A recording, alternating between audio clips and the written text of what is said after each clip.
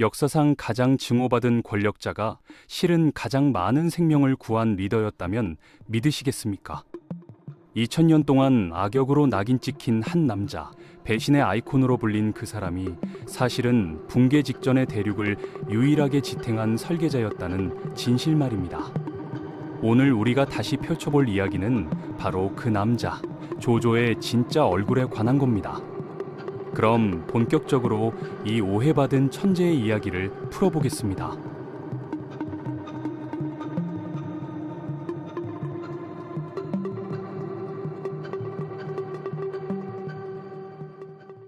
사람들이 조조를 떠올릴 때 가장 먼저 생각하는 이미지가 있죠. 간사한 권모술수가, 냉혈한 독재자, 의리를 짓밟는 배신자, 삼국지라는 소설 속에서 그는 언제나 유비의 반대편에 서 있었고 정의와 인의를 짓밟는 악의 화신으로 그려졌습니다.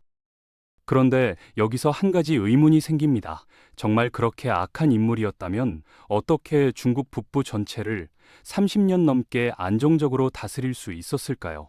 백성들이 정말 그를 증오만 했다면 그 거대한 제국이 어떻게 유지될 수 있었겠습니까?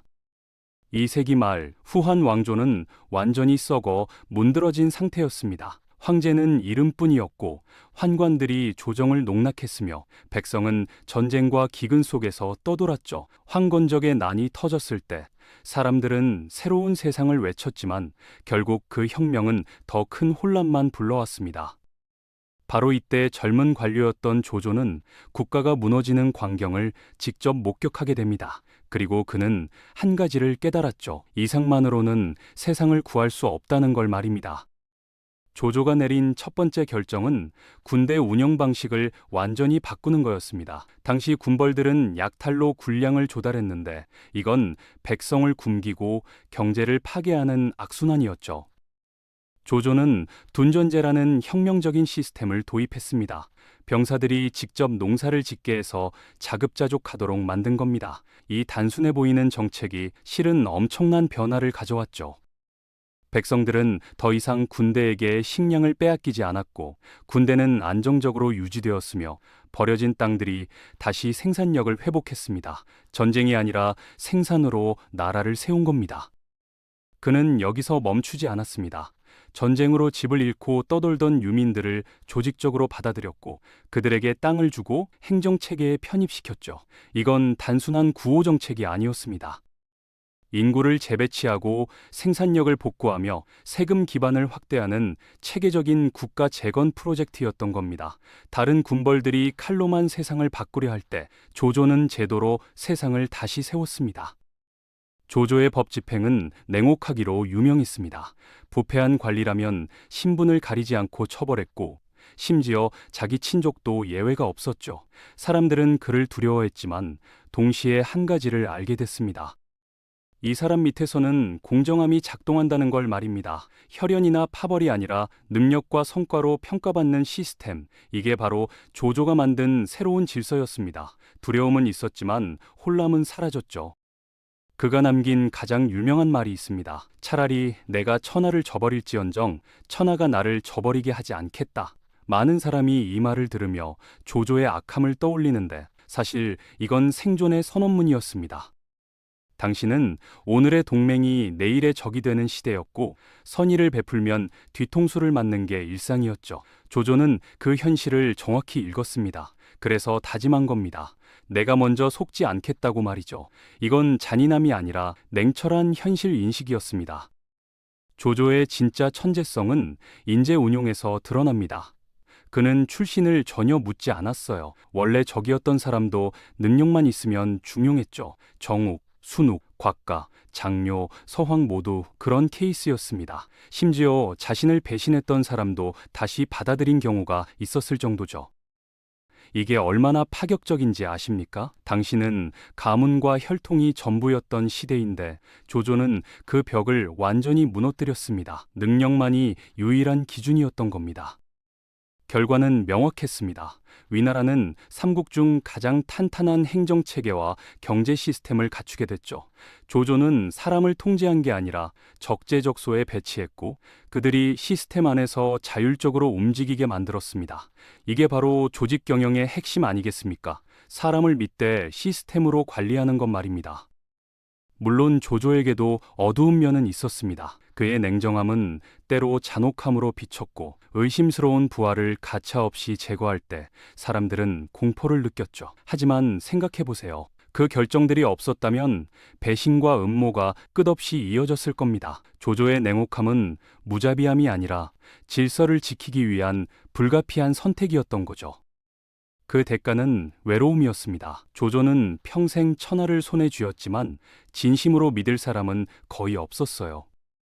그의 곁엔 늘 책략가와 병사뿐이었고 감정적인 동지는 없었습니다. 그가 남긴 시에는 항상 고독이 배어 있었죠. 냉정한 정치가의 이면에는 늘 쓸쓸함이 자리했던 겁니다.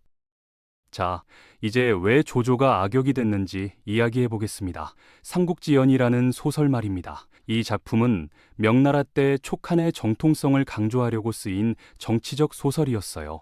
유비를 성인으로 그리려면 누군가 악당이 필요했고 그 역할이 조조에게 떨어진 겁니다. 유비의 인의를 돋보이게 하려고 조조의 냉정함은 악으로 왜곡됐죠. 그 결과 수백 년 동안 사람들은 조조를 증오했습니다. 하지만 정사 삼국지는 다르게 말합니다. 조조는 효율적인 행정가였고 백성을 살리기 위해 농지와 군량을 관리한 현실주의자였다고 기록하죠. 그의 통치 아래에서 사람들은 조조의 땅이 곧 안전한 곳이라고 말했습니다. 이게 그가 남긴 정책의 실제 효과였던 겁니다. 흥미로운 건 조조가 이미 2000년 전에 현대적 리더십을 실행했다는 점입니다. 법과 제도의 힘을 믿었고 사람은 변하지만 시스템은 남는다고 봤죠. 그래서 늘 제도를 정비하고 책임과 보상을 명확히 했습니다. 지금 기업 경영에서 가장 중요하게 여기는 성과 평가, 보상제도, 인재풀 운영을 조조는 이미 그때 실행했던 겁니다. 조조의 철학은 간단했습니다. 효율의 윤리죠. 잘 돌아가는 세상이 곧 선한 세상이라는 신념이었습니다. 그는 도덕이 아니라 결과에서 정당성을 찾았어요. 백성이 굶지 않고 군대가 흩어지지 않는다면 그게 선이라고 믿었던 겁니다. 이게 오늘날 우리가 말하는 결과 중심 리더십 아니겠습니까? 조조를 악역으로만 기억하는 건 역설적입니다. 왜냐하면 그는 그 시대가 만들어낸 거울이거든요. 혼란의 세상에서 이상가보다 현실주의자가 필요했고 조조가 아니었다면 북중국은 끝없이 분열됐을 겁니다. 그의 냉정함은 생존의 논리였고 그 논리가 세상을 지탱했던 거죠. 시간이 흐르면서 재평가가 시작됐습니다. 근대 중국 학자들은 그를 현실주의적 영웅으로 불렀어요. 조조는 유비보다 위대하다. 그는 꿈보다 진짜 사람들의 삶을 선택했다고 말이죠. 이상보다는 실제 백성의 생존을 지켜낸 리더였다는 겁니다. 조조는 완벽한 성인이 아니었습니다. 실수도 했고 때로 무자비했죠. 하지만 그 안엔 늘 이유가 있었어요. 전쟁은 필요하기지만 무질서는 절대악이다라는 그의 말처럼 불필요한 전투를 피하고 항상 전쟁 후 재건을 먼저 생각했습니다. 그 덕분에 위나라는 경제적으로 빠르게 안정될 수 있었던 겁니다. 말년의 조조는 외로웠습니다. 권력의 정점에 올랐지만 사람들은 그를 진심으로 따르지 않았죠. 그는 악역이라는 낙인을 스스로 쓰고 천하를 운영했습니다. 그가 원한 건 명분이 아니라 유지되는 질서였고 시대의 오염을 혼자 받아들인 사람이었던 겁니다. 누군가는 선으로 세상을 바꾸려 하고 누군가는 냉철함으로 세상을 지탱합니다. 조조는 후자였죠. 그의 냉정함 속엔 세상을 돌리려는 의지가 있었고 차가운 판단 속엔 백성의 삶을 지키려는 열망이 숨어 있었습니다. 그는 냉혹했지만 무자비하지 않았어요. 이 점이 그를 단순한 악인이 아닌 역사의 설계자로 만드는 겁니다. 오늘날의 리더십에서 조조는 여전히 배울 게 많은 인물입니다. 감정보다 현실, 명분보다 결과, 체면보다 책임을 우선시했죠. 그는 우리에게 묻습니다. 당신은 정말 세상을 바꾸길 원하는가 아니면 좋은 사람으로 남고 싶은가? 조조는 세상을 바꾸는 쪽을 선택했고 그 결과 악역이 됐습니다. 하지만 그가 없었다면 삼국의 균형도 없었을 거고 결국 진나라로 이어지는 통일의 기반도 만들어지지 않았을 겁니다.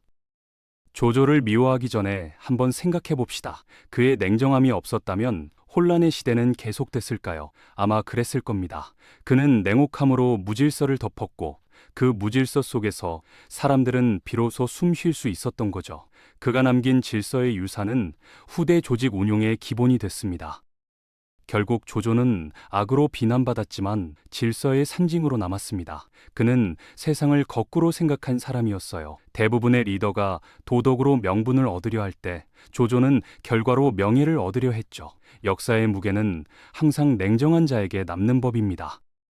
우리는 지금 조조를 다시 봐야 합니다. 그를 악당이 아닌 현실의 경영자로, 냉혹한 정치가가 아닌 근대적 관리자로 말이죠. 그의 이야기는 단지 과거의 전쟁 이야기가 아니라 오늘 우리가 사는 세상의 거울입니다. 도덕과 효율, 감정과 이성 사이에서 우리는 늘 갈등하죠. 조조의 선택은 그 갈등에 대한 가장 현실적인 답이었던 겁니다. 그는 우리에게 묻습니다. 선한 의도와 냉철한 판단 중 무엇이 세상을 살릴 수 있는가? 그의 생애 전체가 그 질문에 대한 답변이었고 그 답은 명확했습니다. 냉정함으로 유지되는 질서가 세상을 살린다는 거죠. 이것이 조조의 정치였고 그의 철학이었으며 그의 고독이었습니다. 우리가 그를 악역으로 기억할수록 그가 세상에 필요했던 사람이었다는 증거가 되는 거죠. 역사는 그런 사람을 잊지 않습니다. 그는 패자이자 운영자, 권모술수의 달인이자 관리의 귀재, 파괴자이자 건설자였던 겁니다.